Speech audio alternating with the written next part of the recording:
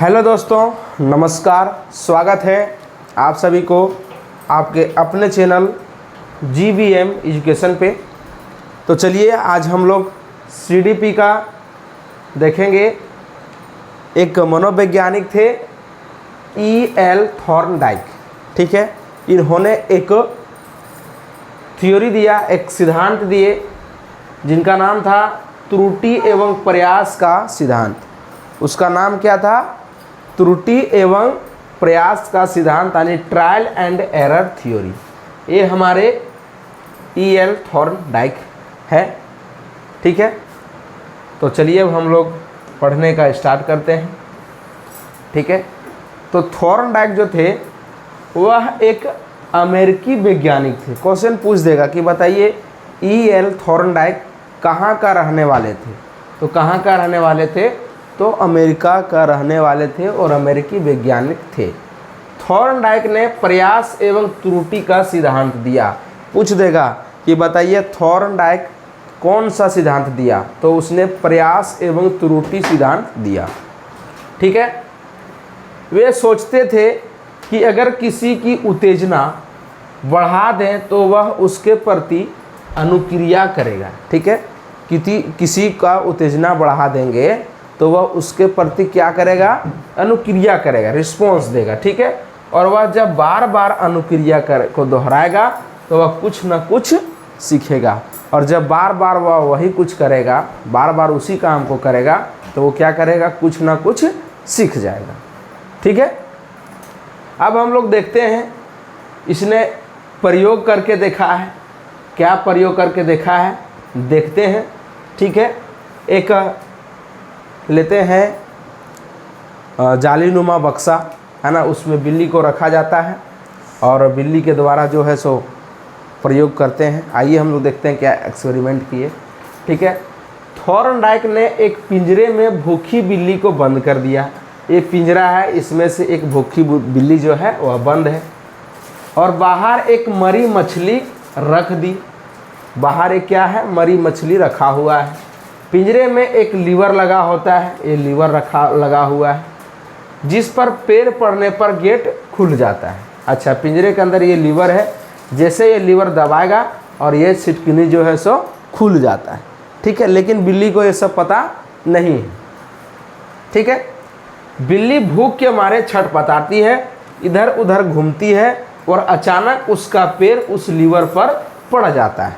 यानी कुछ इस प्रकार से है कि थॉर्नडाइक जो है वह एक पिंजरा लेते हैं और पिंजरा में भूखे बिल्ली को उस पिंजरे के अंदर रख देते हैं, ठीक है।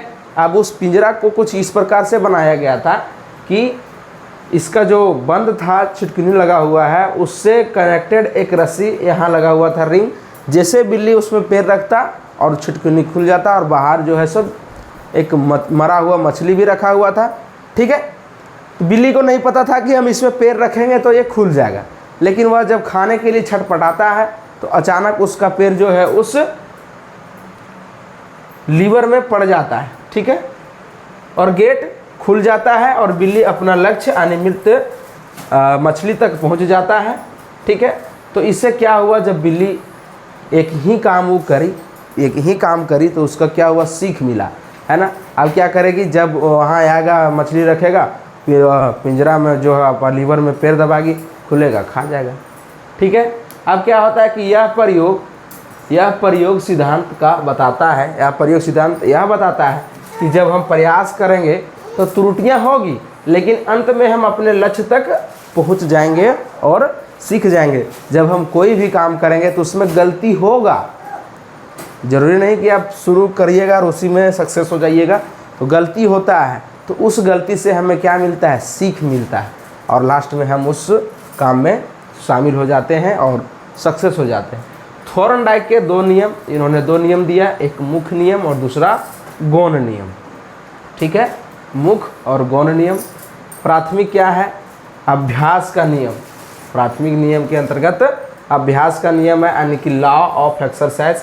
यह नियम बताता है कि किसी काम को हम जितना अभ्यास करेंगे उसे उतना ज़्यादा ही सीखेंगे। फॉर एन एग्जाम्पल मैथ, आप मैथ जितना बनाइएगा उतना मैथ को सीखिएगा, मैथ से डरिएगा, मैथ को नहीं बना पाइएगा।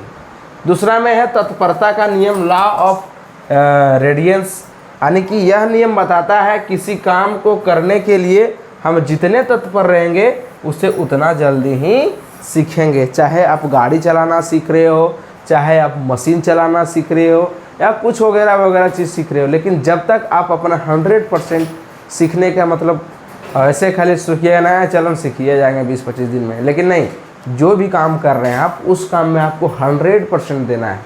ठीक है, तो वह जहाँ 20 दिन लगता है वहाँ आप 10 दिन में सीख सकते हैं। तत्परता होना चाहिए, आपके अंदर रिस्पॉन्सिबिलिटी होना चाहिए कि हम जो कर रहे हैं उसको हमको 100% करना चाहिए। अब आगे है प्रभाव का नियम।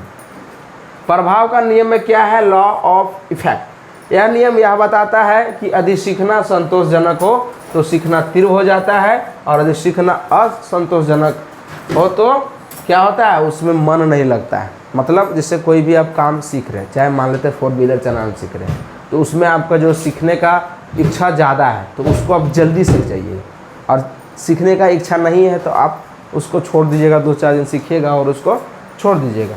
ठीक है, तो उससे आपका क्या होगा, नहीं सीख पाइएगा। अब आइए, जो थॉर्नडाइक 2 नियम दिया, गौण नियम और एक और था, पहले गौण नियम को पढ़ते हैं हम। गौण नियम क्या है? गौण नियम बहुप्रतिक्रिया का नियम इसको बोलते हैं। ठीक है, एक मुख्य नियम दिया, एक गौण नियम दिया। तो मुख्य नियम हम लोग अभी पढ़े हैं प्राइमरी, ये हम लोग गौण पढ़ रहे हैं सेकेंडरी। ठीक है, तो इस नियम के अनुसार हम नया कार्य सीखते हैं। इस नियम के अनुसार हम क्या करते हैं, नया कार्य सीखते हैं।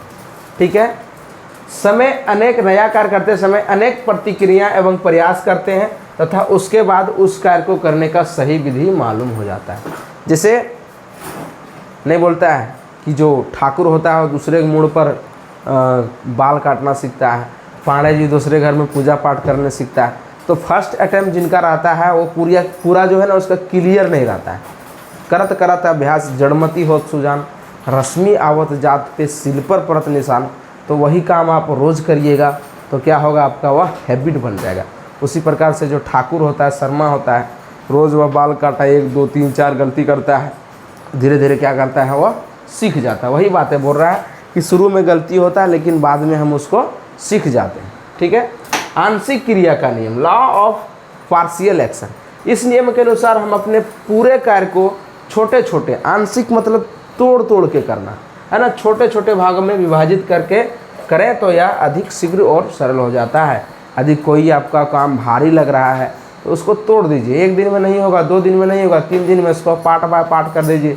किसको 1 दिन में करना है, आगे 2 दिन में करना है, 3 दिन में, तो वह काम जो है सो कठिन लगता है वह सरल से हम लोग कर सकते हैं। लंबा समय लगेगा लेकिन उस काम को हम लोग कर सकते हैं। ठीक है, ये थॉर्नडाइक के सेकेंडरी नियम में, यानी कि गौण नियम। ठीक है, आगे है आत्मीकरण का नियम, लॉ ऑफ एसिमिलेशन। इस नियम के अनुसार हम नवीन ज्ञान को अपने पूर्व ज्ञान के साथ जोड़कर इसे अस्थायी बनाते हैं। आत्मीकरण में क्या होता है, आत्मीकरण में क्या होता है कि हम पुराने ज्ञान को नए ज्ञान में ज्वाइंट करते हैं और उसको हम लोग सीखने का प्रयास करते हैं और उसको परमानेंट बनाते हैं। आगे है मनोवृत्ति। ठीक है, आगे है मनोवृत्ति, या तो फिर हम लोग अभिवृत्ति का नियम कह सकते हैं। ठीक है, लॉ ऑफ डिस्पोजिशन। यह नियम हमें बताता है कि किसी भी काम को करने के लिए जितनी हमारी पॉजिटिव अभिवृत्ति होगी उतना ही ज़्यादा उस काम को सीखेंगे। अगर अभिवृत्ति कम हुई तो उस काम को कम सीखेंगे।